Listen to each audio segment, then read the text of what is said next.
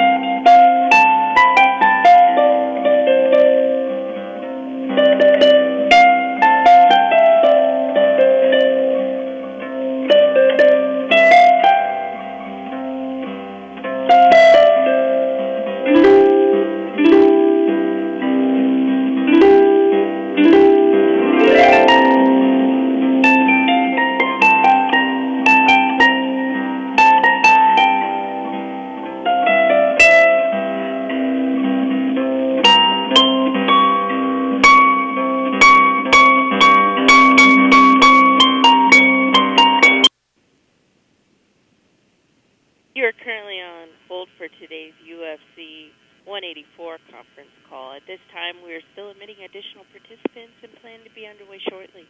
We appreciate your patience and ask that you please remain on the line.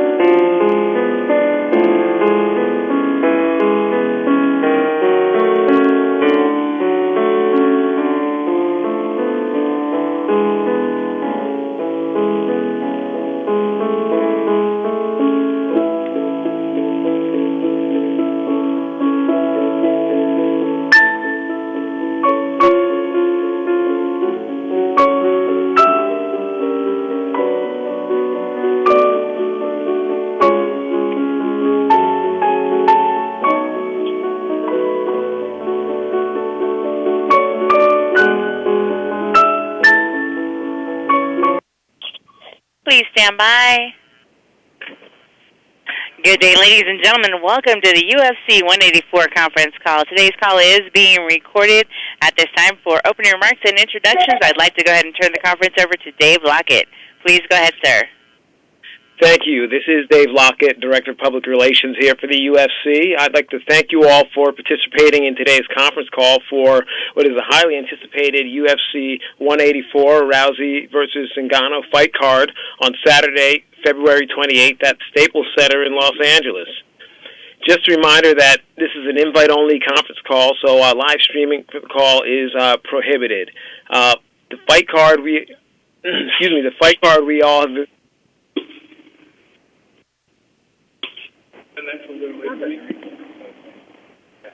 Speaker turn on?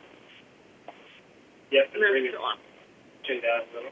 There you go. Mark event, and we are also pleased to have participating on the call with us today those four fighters from the main and co-main events, including undefeated UFC Women's Bantamweight champion Ronda Rousey, undefeated Women's Bantamweight #1 contender Kat Zingano, UFC Bantamweight contender Raquel Pennington, and making her UFC debut, Women's Bantamweight Holly Holm. I'm now going to turn things over to the call center to get things started.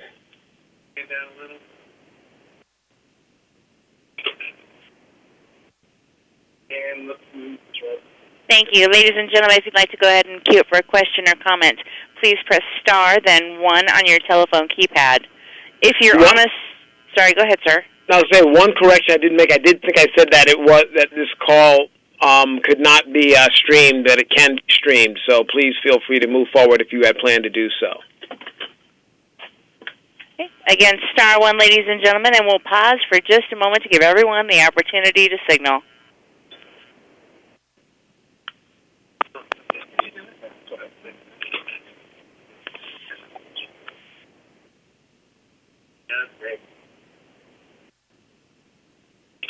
Put your hands up on chest there. Yeah, there you go. And just turn away from him a little bit. Yep.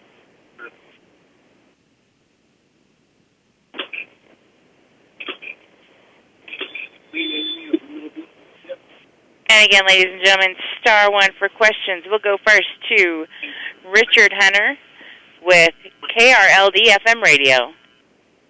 Yes, hi everybody. A question for Raquel Pennington and Holly Holm. Obviously, this fight was originally scheduled to take place late last year, and it was canceled on about 2 weeks' notice.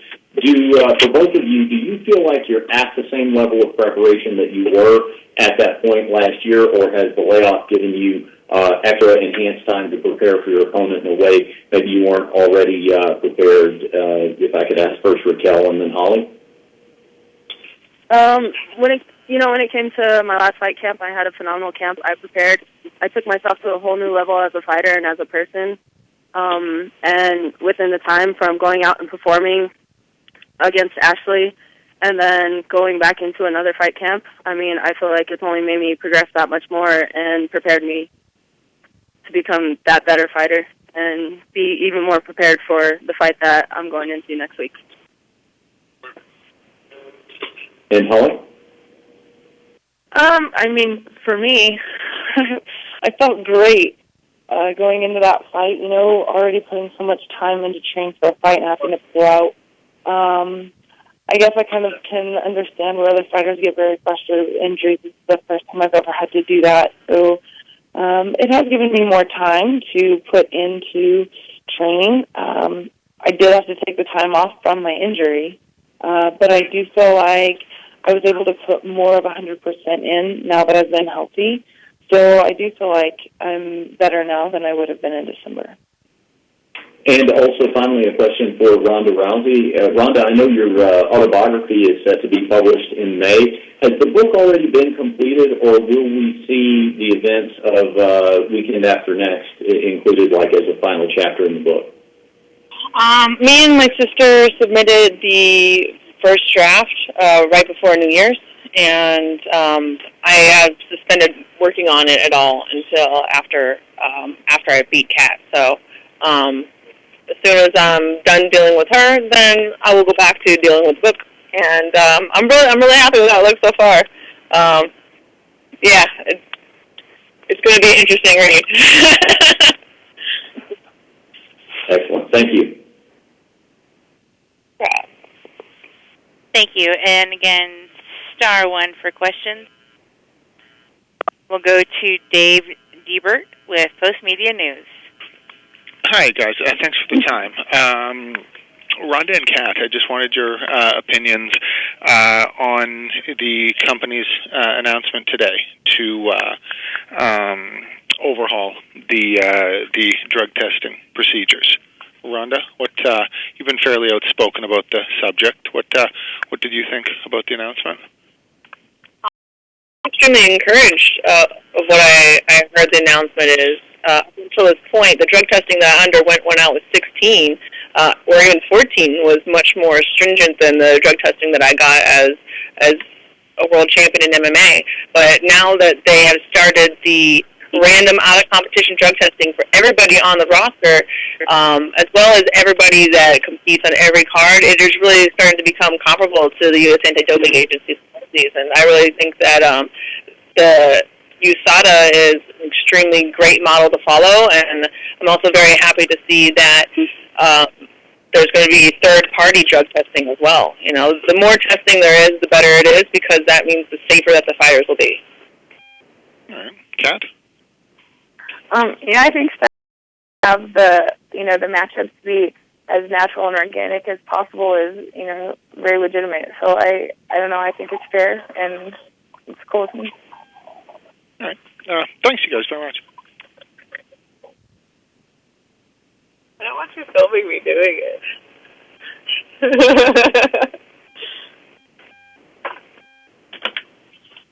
David Martin with Fox Sports, please go ahead. First question is for Rhonda. Obviously, Rhonda, you got to get through Kat Zingano first at UFC 184, but I wanted to get your reaction to Dana White kind of joking that if you beat Kat, cleaned out the division. Obviously, Holly's on the line. Raquel, there's other fighters, but do you feel like Kat is kind of the last great challenge for you, or are there still other challenges for you at 135?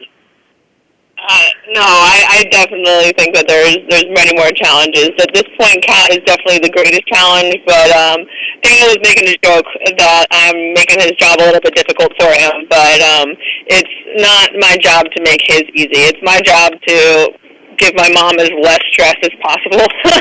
And so if I win as quickly as possible, or, I just want to be unscathed. Even the last fight when my knuckle exploded, I spent the whole time after the fight trying to hide my hand from my mother. But no, there's definitely, I think, a lot of competition at 135, and it's importance of it. We have women as a main and a co-main event because we have that many high qualities that are worthy of the honor. Yeah. I know when I talked to you last year, you had said that, you were looking to maybe take a little downtime, as hard as that is for you to do. Obviously, you had the injury that kind of forced you to take a little time off. But, do you feel refreshed? Do you feel, kind of refreshed now going into this fight more than kind of that, constant bam, bam, bam streak you had there for a while? Well, definitely. I pretty much have been fighting all my UFC fights with one leg. And I feel better when I was 16 years old, right? When I got my first knee surgery, and I really feel rejuvenated, like I just molted or something, and I have a brand new body, and I allowed myself to rest and recuperate. And even my mom, who is like the biggest into working hard all the time, more than anyone you would ever know in your life, was telling me that you need to rest, your body is telling you something. And I'm very glad that I did, because when I cleaned up everything in my knee, we found out that I had an arthritic spur literally rubbing on my ACL, and it would have ruptured at any time. And so we took care of everything just in time. I'm perfectly healthy before, and I can just feel my body itching to fight again. And I know you mentioned with the book deal, when you have something coming up, a fight coming up, you put everything else to the side, but it's impossible to ignore the things you have coming up this year with the Entourage movie coming out, the Fast and Furious movie coming out. So I'll kind of ask kind of a broad question. How big is this year for you, both career-wise in the UFC and just career-wise in general? Well, this is kind of a colorful way to say it, but if 2014 looked like it was my bitch, then 2015 is going to look like my bitch's bitch. I love it. I love it. Thank you, Rhonda. No problem. My coach just walked past laughing his ass off.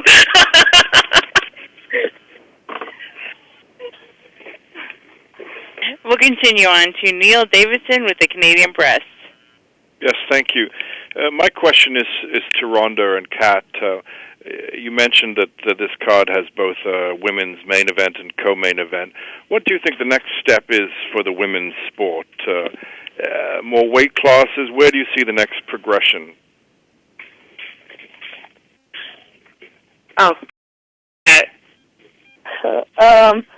I think there's a lot more to see from the 115ers for sure. You know, I think that with the Ultimate Fighter, we got to see how much of spit fighters they can be, but I think there's obviously a lot more to do with that weight class. The bantamweights have been doing really good and progressively gotten better.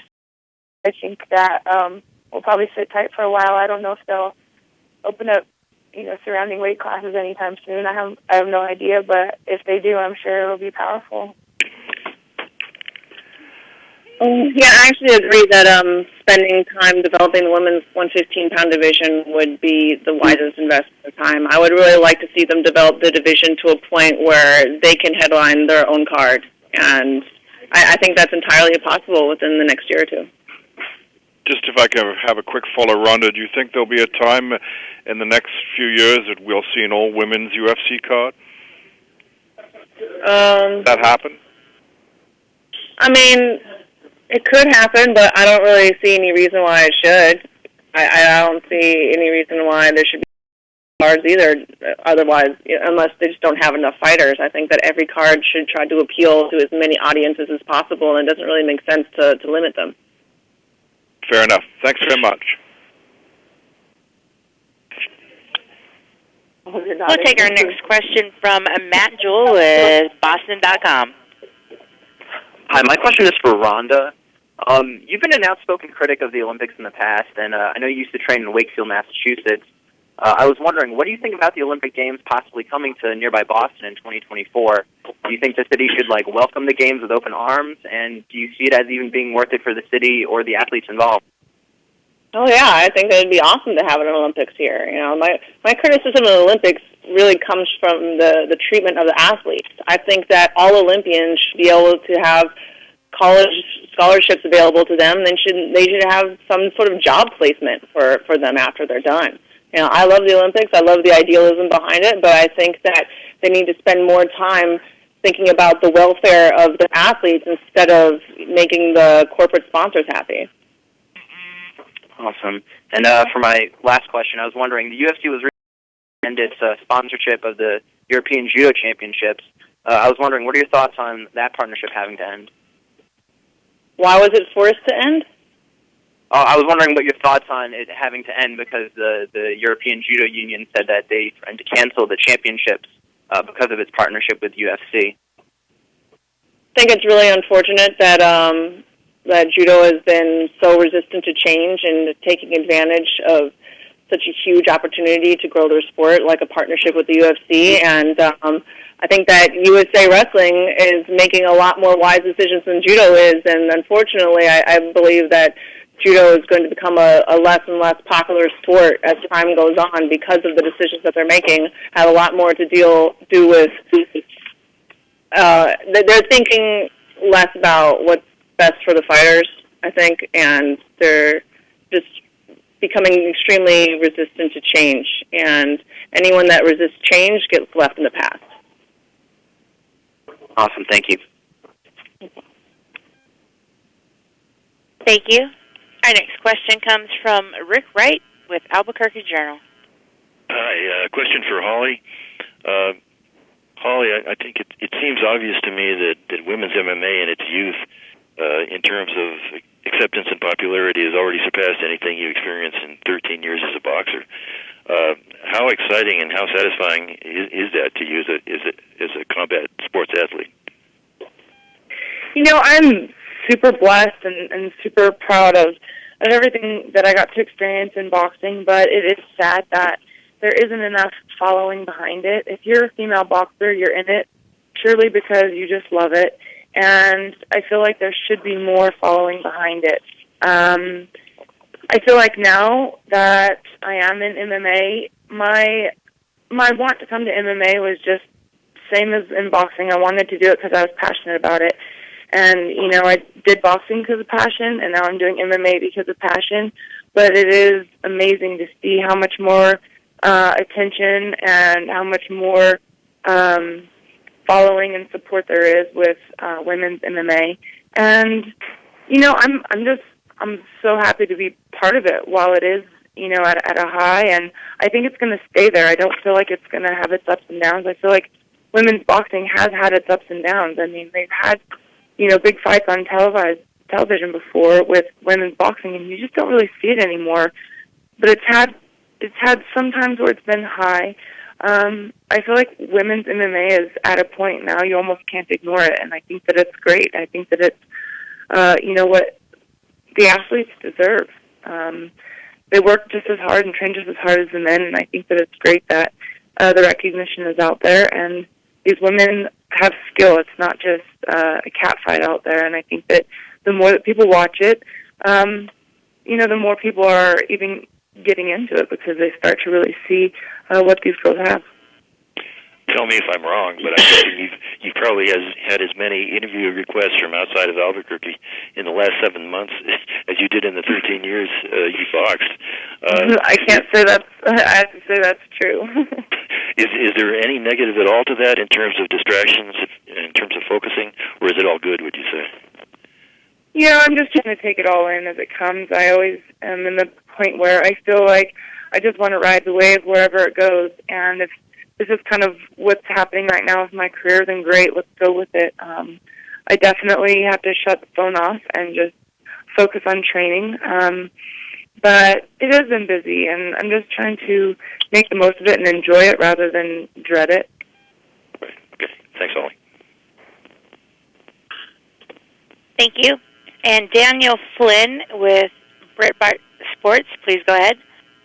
Question for Kat and Rhonda. First, Kat, then Rhonda. We see Rhonda in the swimsuit issue, Sports Illustrated. She's on Verizon commercials. She's writing an autobiography. She's even got she's going to be in the Entourage movie coming out. Kat, do you think your opponent may be overlooking you with all of these extracurricular activities? And for Rhonda, you said that you wanted to make 2015 your bitch's bitch. Is there a chance that maybe that the thing that you're making your bitch will make will basically enslave you and hurt you in pursuit of the primary goal, which is MMA? Wait, what was your question? that was a lot.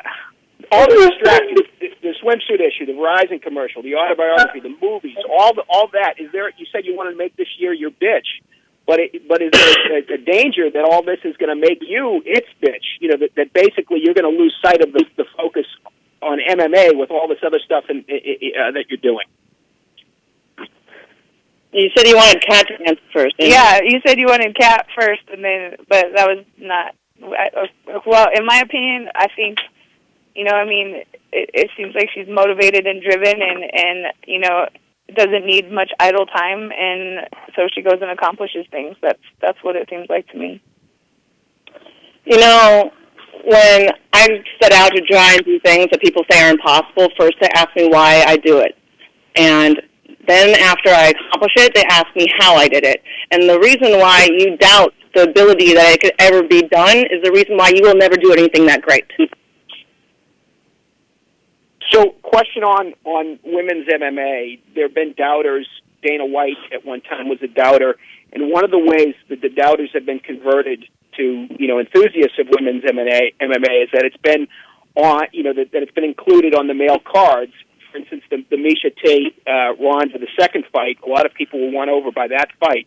Is there a danger that you have headlining, the two headlining bouts, women's bouts, that's just going to throw off a lot of fans who might otherwise buy a card? Do you think this is a blessing for women's MMA or a curse that you have women at the top of the card? In other words, is it something that you guys might actually be harmed by because the pay-per-view buys may not be what they would be if you had, men headlining the card?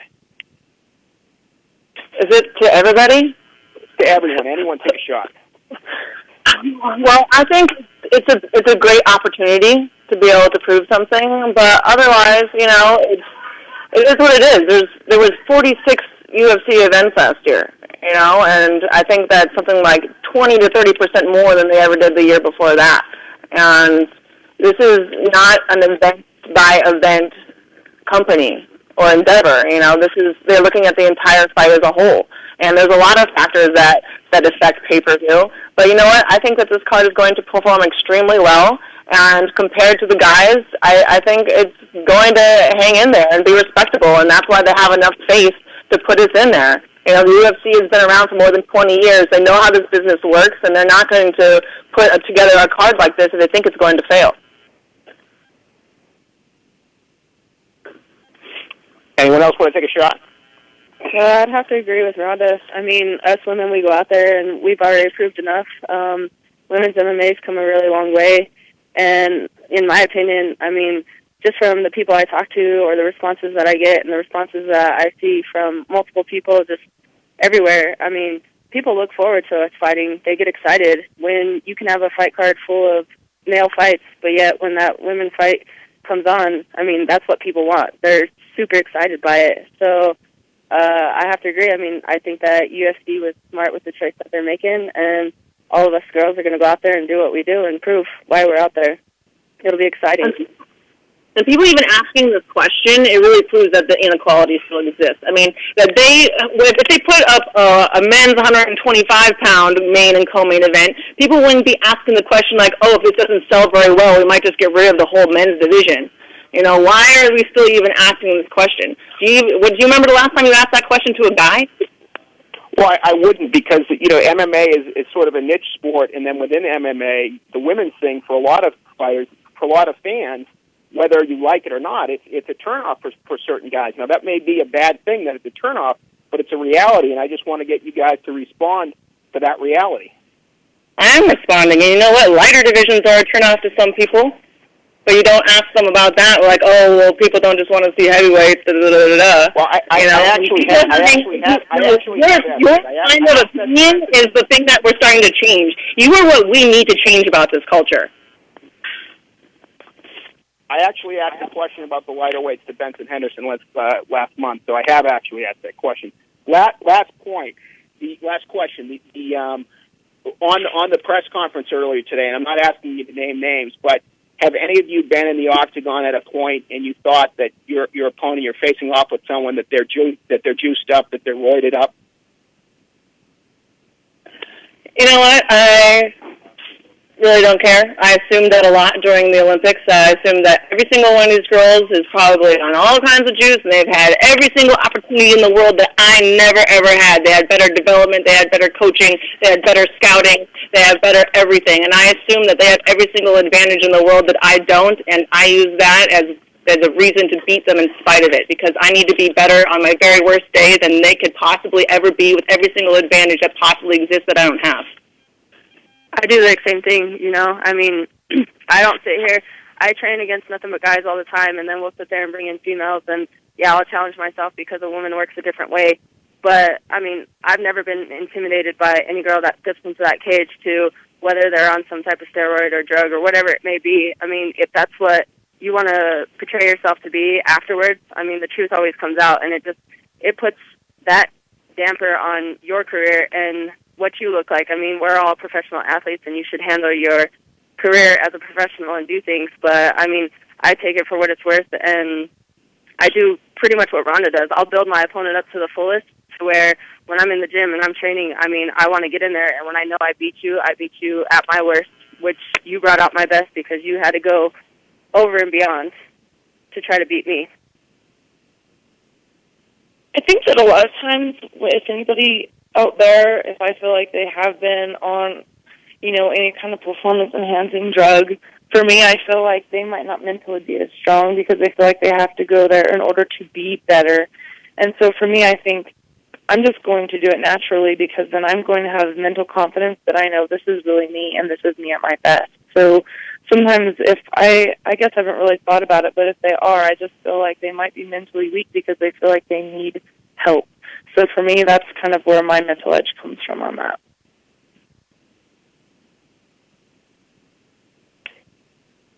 Thank you so much for answering. Thank you. Again, star one for questions, ladies and gentlemen. Kendrick Johnson with Source Magazine, please go ahead. My question is for Rhonda. Rhonda, how much of a dream is it to be headlining at Staples since it's like your backyard?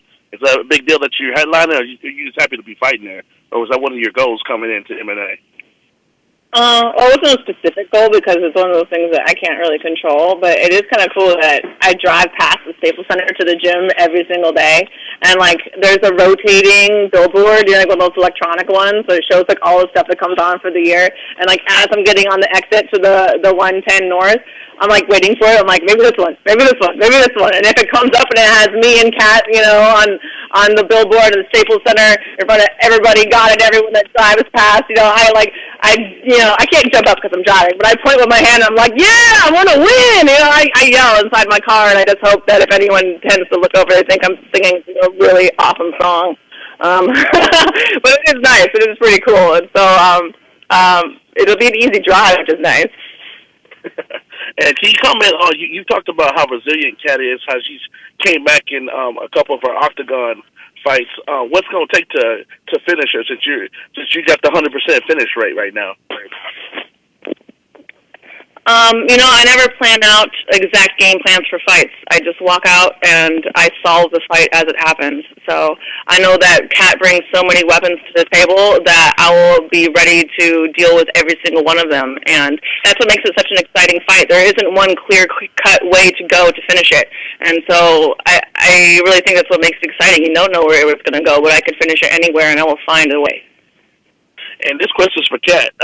You've gotten off to a couple of slow starts in your match with Misa and your last match. Is there anything you're going to do any different to not come off so slow, or you just going to rock the way you usually do? No, you know, I know that I figure it out. You know, every time I figure it out. These last couple of starts, I had some. There's a lot going on, but you know, I always know that I go out there and I make it work. So. You know, my fight with Amanda, I wouldn't have considered it a slow start. I went clinched her, tried to throw her, and I slipped, so I ended up on bottom for a minute. But it didn't matter. I worked it out, and I don't know. I'm a bigger, better fighter. I get better every time, and that's what I plan on doing. And my last question is for Kat too. What is it going to take to beat Ronda? Since nobody's been able to find solve the rowdy code. Why do you have the tools, and what's it going to take to be the one to solve the puzzle that nobody's been able to solve so far? Well, I'm different. I know she knows that. I know the whole promotion knows that. I have things to offer that, you know, people haven't seen before, and it's just, you know, I just have to be me. I have to do me, go out there with my intensity and my aggression, and I'm unstoppable. I know that. Thanks, ladies, and see y'all in L.A. next week. Good luck. And we'll go to Jeffrey Harris with 411 Mania MMA. Thank you all for joining us today. First question for Raquel. Raquel, what is it like to be a part of the co-main event of an all-female MMA main event and co-main event on pay-per-view? And you're definitely the underdog against Holly Holm, but I think, you know, this is a great opportunity for you to be in this fight. You know, it's exciting. I mean, I kind of try to just put everything off when it comes to it. The same thing I did with The Ultimate Fighter. I mean, everybody made it such a huge hype with my season. I mean, us being the first women in the house and whatnot. And, I mean, if you put that pressure on yourself, it kind of plays a part. So when it comes to it, I mean, I feel like regardless if I'm the co-main event due to Holly's hype train and stuff, I feel like my hard work's actually paid off, and I deserve to be there. I'm not your fighter that goes out and does everything I need to in the media's face, but, I mean, I sit here, and I feel like my hard work's slowly paying off. What was your question? No, my next question is for Kat. For Kat, you're definitely, a lot of the betting sites have you at about plus 800 as the underdog for your fight against Rousey. Do you think a lot of people are maybe underestimating you for this fight, or do you not mind that position? No, I don't mind. I mean, it's what do I have to lose? I'm going out there and I'm at the top. There's nowhere higher to go, and I'm just pumped to be here. And being the underdog, man, I like that. I do. I think that it gives me a lot that I want to prove and a lot I want to show, and it forces me to be authentic and to pull out my best stuff. So I think it's fun. And last question for Ronda. When you see Kat's fights against Misha and Amanda, what do you think of her toughness and how she was able to overcome some hard first rounds and come out with the finish in both of those fights in exciting fashion? I think that Kat's resilience is one of the things that has really impressed me about her most, and I think that's what's really gotten her most of her fans. Is not just the way that she fights, but the way that she endures. And it's extremely impressive, and one of those things that I will definitely keep in mind for the fight. She's not one of those people that can be intimidated, so I won't even bother. She's not one of those people that can start losing a fight and you can count on them being a front runner and defeating themselves. She's one of those people that has to be finished all the way until the very, very end, and I'm ready for that. I'm ready for a 5-round war if it needs to be that way, and I'm still going to be the better fighter that night regardless of what happens. Thank you all very much, and congratulations on the event. Thank you. And ladies and gentlemen, with no additional time for questions, I'll go ahead and turn things back over to David Lockett. Thank you, and we'd like to thank Rhonda, Kat, Raquel, and Holly for their participation. Just a reminder to all media that UFC 184 takes place next Saturday, February 28th at Staples Center. Fight Pass prelims will begin at 4 p.m. Pacific Time, followed by the prelims on Fox Sports 1 at 5 p.m. Pacific Time, and the main card on pay-per-view at 7 p.m. Pacific Time. We will release a full fight week schedule over the next couple of days, so please keep your eyes out for that schedule. Again, thanks to everyone for their participation in today's call, and we look forward to seeing you next week. Sounds good. Thanks. Thank you. Thanks again. Thank you. And again, ladies and gentlemen, that does conclude today's conference. Thank you all again for your participation.